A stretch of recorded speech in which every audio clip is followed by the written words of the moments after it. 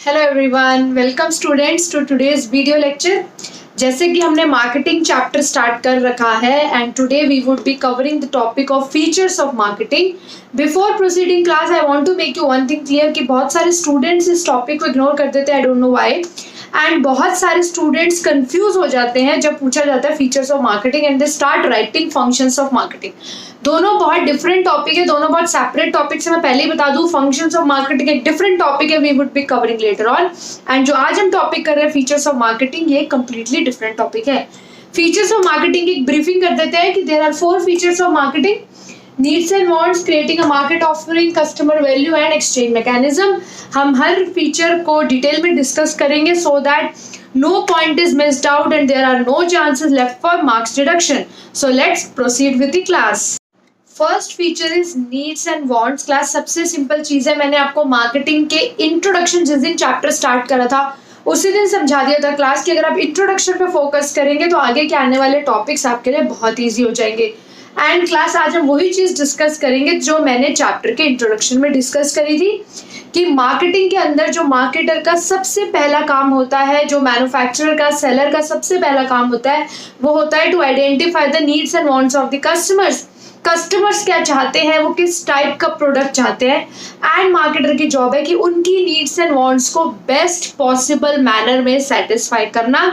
यानी कि सिंपल सी बात बोले तो मार्केटिंग का पहला फीचर कहता है कि बिजनेसमैन की ड्यूटी बनती है कस्टमर की नीड्स एंड वांट्स को आइडेंटिफाई करना, एंड आइडेंटिफाई करने के बाद वो प्रोडक्ट्स एंड सर्विसेज डिलीवर करना जो उन नीड्स एंड वांट्स को बेस्ट पॉसिबल वे में सेटिस्फाई कर पाए। ओके क्लास, इसका मैं आपको एक एग्जांपल देती हूँ, आपको बहुत इजीली समझ आएगा। अगर आपने मोस्ट ऑफ द फ्रिज देखे हैं तो उनमें फ्रीजर ऊपर होता है, देन फ्रिज है, और जो वेजिटेबल सेक्शन है जहाँ पे वेजिटेबल्स रखते हैं वो नीचे होता है।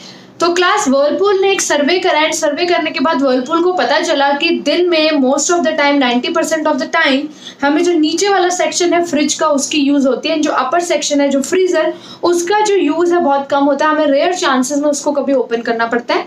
एंड जो वेजिटेबल सेक्शन है नीचे हमने सामान रखा है तो बहुत बार हमें दिन में उसको ओपन करना पड़ता है, बॉटल्स निकालनी पड़ती है और डिफरेंट चीजें होती है, तो कस्टमर्स बहुत ज्यादा बेंड करते हैं उन चीजों को उठाने के लिए। तो इस सर्वे से वर्लपूल को पता चला कि बेसिकली कस्टमर चाहते हैं कि फ्रीजर सेक्शन नीचे हो जाए क्योंकि वो बहुत रेयरली ओपन होता है, एंड बाकी जो आपका फ्रिज सेक्शन है वो आपको ऊपर है जो नॉर्मल रेफ्रिजरेटर सेक्शन है। तो क्लास वर्लपूल ने जब इस नीड को, इस वांट को आइडेंटिफाई करा कि कस्टमर चाहते क्या है, एंड वर्लपूल ने फिर उस अकॉर्डिंग अपना रेफ्रिजरेटर लॉन्च करा जिसमें फ्रीजर को उन्होंने नीचे रखा, यानी कस्टमर को बहुत कम बेंड करना पड़ा क्योंकि फ्रीजर आप रेयरली खोलते हो। एंड जो आपका अपर सेक्शन था रेफ्रिजरेटर, इसमें आप fruits, vegetables, water bottles, curd, paneer ये सब रखते हो, जो आपका most of the time open होता है। तो वर्लपूल ने क्या करा, कस्टमर की नीड्स को आइडेंटिफाई करा, देखा कि आखिर कस्टमर चाहता क्या है, एंड कस्टमर की नीड्स के अकॉर्डिंग वर्लपूल ने अपना रेफ्रिजरेटर लॉन्च करा and it was a great success.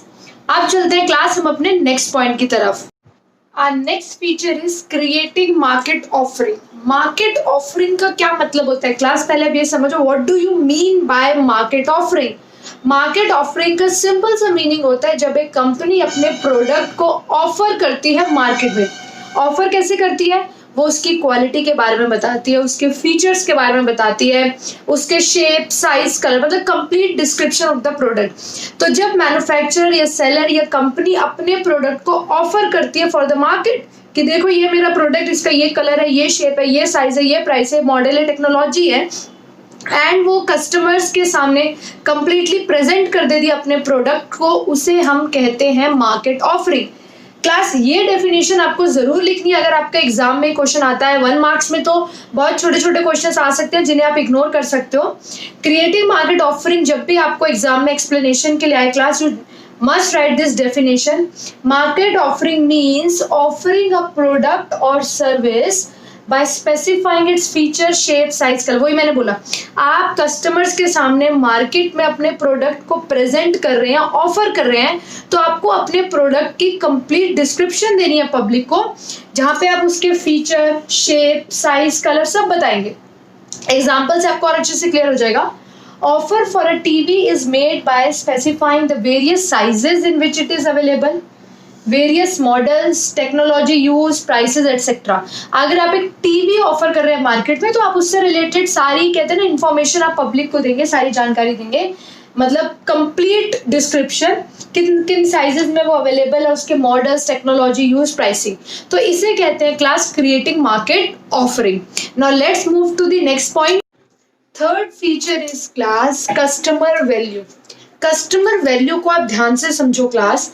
देखो, जब हम कोई भी प्रोडक्ट खरीदते हैं ना, हम एक डिसीजन लेते हैं प्रोडक्ट को परचेज करने का जब हमें ये लगता है कि उस प्रोडक्ट का जो प्राइस है उस प्राइस के इक्वल या उससे ज्यादा हमें प्रोडक्ट से बेनिफिट मिल रहा है। एग्जाम्पल समझते हैं।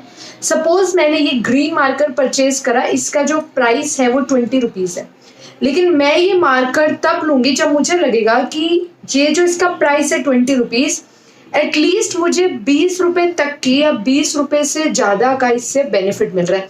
सोचो यही मार्कर कितने दिन चल जाता है? एक green marker approx 10 days 15 days चल जाता है। अगर मैं डेली क्लास लेती हूँ 10 to 15 डेज ये चलता है। तो अगर आप ध्यान से देखो कि ये एक मार्कर 20 रुपीज का है, ठीक है, ग्रीन मार्कर है, मेरा 15-20 डेज चल रहा है। अगर इसकी कॉस्ट 2 लाख रुपीज हो तो आई नॉट परचेज इट। वाई? मैं क्यों नहीं खरीदूंगी इसे? क्योंकि जो इसका प्राइस है मुझे उससे ज्यादा का बेनिफिट है, उसके बराबर का बेनिफिट भी नहीं मिल रहा है। तो यही पहले इस कॉन्सेप्ट को समझो, क्योंकि आप इग्नोर नहीं कर सकते what is written in NCERT. आप ऊपर ऊपर से पढ़ के कभी बीएसटी में आप अच्छे मार्क्स नहीं ला सकते। अच्छे मार्क्स लाने के लिए आपको कॉन्सेप्ट को समझना पड़ेगा, उसे ग्रास्प करना पड़ेगा। कॉन्सेप्ट क्या है? A customer is ready to pay a price. Customer तब एक प्रोडक्ट के लिए प्राइस देने को तैयार होता है जब उसे लगता है कि जो यूटिलिटीज फ्रॉम द प्रोडक्ट है, यूटिलिटी आप क्लास 11 माइक्रो इकोनॉमिक्स में पढ़ के आए हो, वांट, सेटिस्फाइंग, पावर, इतना डीप जाने की जरूरत नहीं है। समझो बेनिफिट्स, कि जो प्रोडक्ट जो आपको बेनिफिट दे रहा है वो बेनिफिट उसके प्राइस से ज्यादा है, एटलीस्ट उसके प्राइस के बराबर है। यानी अगर आप इस मार्कर के 20 रुपीज दे रहे हो तो यू आर एक्सपेक्टिंग कि जो मार्कर आपको यूटिलिटी दे रहा है ये कम से कम 20 रुपीज की हो या इससे ज्यादा की हो, ठीक है, तब आप उस प्रोडक्ट को खरीदोगे। इसी को दूसरी सेंस में बोला हुआ है, a product will be purchased only if it is giving greatest benefit और वैल्यू फॉर द मनी। यानी आपको लग रहा है कि प्रोडक्ट वर्थ है, हाँ भाई ये 20 रुपए का बिल्कुल सही है, 20 रुपए में मुझे बहुत बेनिफिट मिल रहा है। अगर आपको लग रहा है कि you are getting value for money, value for money मतलब जो पैसे आप खर्च कर रहे हो उसके अकॉर्डिंग आपको अच्छा खासा बेनिफिट मिल रहा है, तभी आप उस प्रोडक्ट को परचेज करोगे। इसीलिए जो मार्केटर यानी सेलर की जो जॉब है वो ये होती है टू ऐड वैल्यू। वैल्यू मतलब बेनिफिट्स, कि वो बेनिफिट्स ऐड करे प्रोडक्ट में, उसके अंदर ज्यादा से अच्छी उसकी क्वालिटी इंप्रूव करे, ज्यादा से ज्यादा उसमें फीचर्स डाले, सो that the customers prefer it over competitors product. क्योंकि कस्टमर को चाहिए वैल्यू फॉर मनी, वो पैसे खर्च कर रहा है, उसे बहुत ज्यादा बेनिफिट चाहिए प्रोडक्ट में से। तो मार्केटर की यही जॉब बनती है टू ऐड वैल्यू और we can say benefits to the product so that the customers prefer it over competitors product. तो बहुत सिंपल वे में मैंने आपको पूरा कॉन्सेप्ट एक्सप्लेन किया है क्लास। तो एक बार ध्यान से इस कॉन्सेप्ट को वीडियो पॉज करके जरूर समझना कि कस्टमर को चाहिए maximum to maximum value for money, इसलिए मार्केटर को प्रोडक्ट में मैक्सिमम फीचर्स, मैक्सिमम बेनिफिट्स डालने चाहिए। जब प्रोडक्ट बहुत ज्यादा यूटिलिटी देगा ना कस्टमर को, तो कस्टमर प्राइस पे करने के लिए भी तैयार हो जाएगा और कॉम्पिटिटर के प्रोडक्ट के ऊपर आपके प्रोडक्ट को प्रेफर करेगा ही करेगा। The fourth important feature is class exchange mechanism, जिसको हम अच्छे से डिटेल में समझेंगे। टॉपिक बहुत इजी है, अगर आप इसको अच्छे से समझ लिया तो ये साइड बाय साइड आपको साथ के साथ लर्न हो जाएगा क्लास। एक्सचेंज का मतलब क्या है कि जब मार्केटिंग होती है, मार्केटिंग में एक्सचेंज होता है। एक्सचेंज इन द सेंस जब मैन्युफैक्चरर्स जो है वो सामान कस्टमर को देता है एंड कस्टमर इज रिटर्न देता है कंसीडरेशन। क्लास ध्यान से देखो, मैन्युफैक्चरर ने प्रोडक्ट या सर्विस कुछ भी है वो कस्टमर को दी, कस्टमर ने इन रिटर्न दिया कंसिडरेशन। हम मनी टर्म यहाँ यूज नहीं करेंगे क्लास, क्योंकि कंसिडरेशन का क्या मीनिंग होता है? मनी और एनीथिंग कंसिडर्ड वैल्यूएबल। जरूरी नहीं है सिर्फ मनी हो, जैसे आप अकाउंट्स में पढ़ते हो, मैंने आपको पहले भी बता रखा है, आप अकाउंट्स में जैसे पढ़ते हो कि शेयर्स देके भी बिल्डिंग या स्टॉक खरीदा जा सकता है, आप गोल्ड के अगेंस्ट कुछ खरीद सकते हो। तो कंसिडरेशन मीन्स मनी और anything considered valuable as money.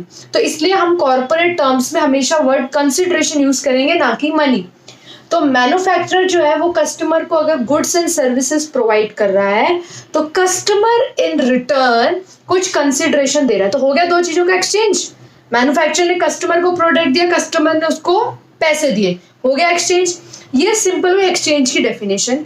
Class आपको पता है कि एक्सचेंज की सिर्फ डेफिनेशन देने से काम नहीं चलेगा। क्लास 12th में 5 कंडीशंस है एक्सचेंज की, 1 लाइन की, बहुत छोटी छोटी है। एक तो there should be minimum 2 parties for exchange, एक अकेला इंसान अपने आप से क्या एक्सचेंज करेगा। Each party should be capable of offering something of value to another. दोनों पार्टीज जब जो भी चीज प्रोवाइड करेंगी दूसरी पार्टी को वो वैल्यूएबल होनी चाहिए। अगर शॉपकीपर मुझे मार्कर दे रहा है तो एक वैल्यूएबल चीज है, इसकी एक वैल्यू है। मैं इस मार्कर के बदले शॉपकीपर को 20 रुपीज का नोट दे रही हूँ तो वो मनी एक वैल्यूएबल चीज है। तो each party should be capable of offering something of value to other. Each party should have ability to communicate. बिना कम्युनिकेशन के तो मार्केटिंग हो ही नहीं सकती। हमने इंट्रोडक्शन में ही समझा था marketing is a social process जिसमें इंटरैक्शंस होता है। तो कम्युनिकेशन बहुत जरूरी है दोनों पार्टीज की तरफ से एक्सचेंज के लिए।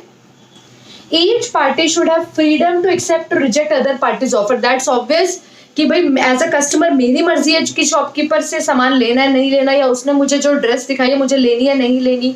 शॉपकीपर की मर्जी है, वो पर्टिकुलरली मुझे सामान सेल करना चाहता है नहीं करना चाहता। अगर आपको लगता है यार ये कस्टमर पैसे तो देता नहीं है, पैसे के लिए बहुत परेशान करता है, आप उसके साथ नहीं डील करना चाहते, तो दोनों पार्टी जो है each party should have freedom to accept और reject other parties offer. The party should be willing to enter into transaction with each other. Yes, forcefully आप दोनों पार्टीज को ट्रांजैक्शन में एंटर नहीं करा सकते। फोर्सफुल यहाँ पे बात नहीं हो गया, फोर्स के अंडर ही काम नहीं हो सकता। जो दोनों पार्टीज है they should be willing to enter into contract. Willing समझ लो वॉलेंटरली, अपनी मर्जी से वो कॉन्ट्रैक्ट में एंटर करेंगे। तो ठीक है क्लास, आपने समझ लिया एक्सचेंज मैकेनिज्म। एक तो पहले simple definition, the process of marketing involves exchange of products and services for a consideration. बहुत सिंपल स्ट्रेट फॉरवर्ड डेफिनेशन, आप समझ सकते हो। 5 कंडीशंस है एक्सचेंज की। तो क्लास आज हमने 4 फीचर्स डिस्कस करे। आप फटाफट हम क्या करते हैं इन सभी फीचर्स को, क्योंकि थोड़ा सा बिट कॉम्प्लेक्स टॉपिक है, थोड़ा सा है जो कहते हैं ना ट्रिकी टॉपिक इंट्रोड्यूस हो गया है। अब हम फटाफट क्या करते हैं इस टॉपिक का एक क्विक रिवीजन कर लेते हैं। So let's proceed to the quick revision part. तो क्लास करते हैं आज के टॉपिक के क्विक रिवीजन। तो क्लास ध्यान रखना, जब भी आपसे टीचर या एग्जामिनर फीचर्स ऑफ मार्केटिंग पूछे तो आपको फीचर्स बताने हैं। बहुत सारे स्टूडेंट्स फीचर्स की जगह बता देते हैं फंक्शंस। तो अपने माइंड को अभी से सॉर्ट कर लो कि हमने आज जो टॉपिक किया है ये फीचर्स ऑफ मार्केटिंग है, यानी 4 फीचर्स। अब इसके क्विक रिवीजन कर लेते हैं। नीड्स एंड वांट्स, हमने क्या पढ़ा कि जो कस्टमर्स हैं, मार्केटर का काम है कि कस्टमर्स की नीड्स एंड वांट्स को आइडेंटिफाई करना, और आइडेंटिफाई करने के बाद ही प्रोडक्शन करना, सो that the marketer can satisfy the needs and wants of the customer in the best possible way. Creating a market offering में हमने क्लियरली पढ़ा कि ऑफरिंग अ प्रोडक्ट और services by specifying its feature, shape, size, colour. आपने customer के सामने product का shape, size, colour, price, हर चीज आपने उसके सामने प्रेजेंट कर दी। बेसिकली इट मीन्स कि आप कस्टमर के सामने अपना प्रोडक्ट ऑफर कर रहे हो। कस्टमर वैल्यू में हमने क्या पढ़ा कि मार्केटर की जॉब है कि वो मैक्सिमम से मैक्सिमम बेनिफिट्स, वो मैक्सिमम से मैक्सिमम यूटिलिटीज अपने प्रोडक्ट में डाले, मैक्सिमम फीचर्स डाले, बेस्ट से बेस्ट क्वालिटी रखे, ताकि जो कस्टमर है वो आपके प्रोडक्ट को प्रेफर करे इंस्टेड ऑफ कॉम्पिटिटर्स प्रोडक्ट। तो कस्टमर वैल्यू में हमने क्या पढ़ा कि the job of the marketer is to add utilities to the product so the customer prefer it over the competitors product. Exchange mechanism में हमने सिंपल सी चीज पढ़ी कि जब भी हम कोई प्रोडक्ट खरीदते हैं, when we purchase a product, तो हम उसके बदले कुछ कंसिडरेशन देते हैं। मनी टर्म हम यूज नहीं करेंगे कॉर्पोरेट सेंस में, we will use the term consideration. Consideration में सब कुछ आ जाता है, मनी और something considered valuable by the people. जरूरी नहीं आप मनी दो, आप गोल्ड के अगेंस्ट, शेयर्स के अगेंस्ट भी ट्रांजैक्शन कर सकते हो। तो एक्सचेंज का सिंपल मीनिंग है एक्सचेंज ऑफ प्रोडक्ट्स और सर्विसेज फॉर अ कंसिडरेशन। बाकी तुम डिटेल में ऑलरेडी कवर कर चुके हो, what are the conditions of exchange and all that. तो ये थी क्लास क्विक रिवीजन, आपके 4 features, needs and wants, creating a market offering, customer value and exchange mechanism. I hope आज का जो टॉपिक है आपको बहुत अच्छे से क्लियर हो गया, आपके माइंड में अच्छे से सॉर्ट आउट हो गया है कि what are the features of marketing. Class फिर भी अगर आपको कोई भी डाउट है तो you can mark it in the comment box.